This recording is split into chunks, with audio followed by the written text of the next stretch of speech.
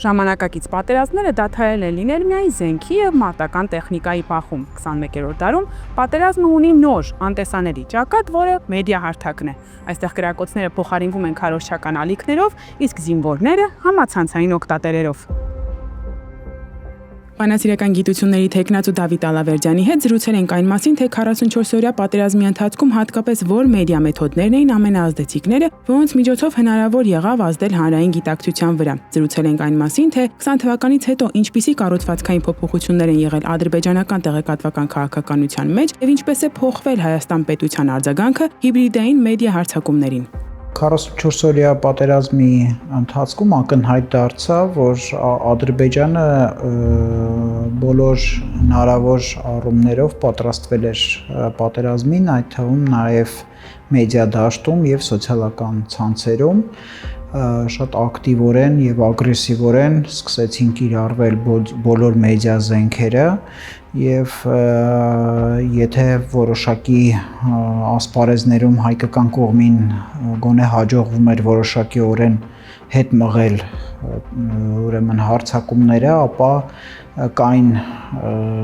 սոցիալական ցանցեր, որտեղ մենք ակնհայտորեն պարտվում էինք եւ դա առաջին հերթին TikTok-ն էր։ 44-օրյա պատերազմի ընթացքում թուրքական եւ ադրբեջանական մեդիա ռեսուրսները նպատակային կերպով թիրախավորել էին հայ հասարակությանը, բանակին եւ պետական ղեկավարությանը։ Մարտավարությունն էլ կեղծ հաղթական լուրերի տարածումն էր, Հայաստանի ներսում վախի եւ անվստահության մթնոլորտ ստեղծող բովանդակության տարածումը եւ համացանցում հայ օգտատերերի թիրախավորումը հոգեբանական ճնշման բոլոր մեթոդներով։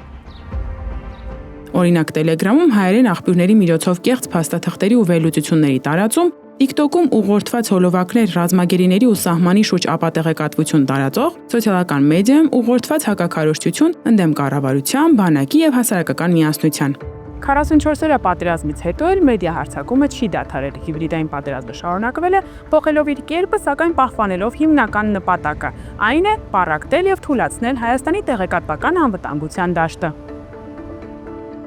Կարծում եմ ավելի ինտենսիվ են իրենց տեղեկատվական զենքերը կիրառում Հայաստանի դեմ, այն տարբերությամբ, որ եթե մինչև 2020 թվականը մեր տեղեկատվական դաշտը գոնե որոշակի դիմադրողականություն ուներ եւ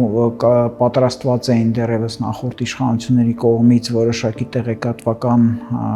պաշտպանության ցանցեր, ապա այսօր մեր տեղեկատվական դաշտը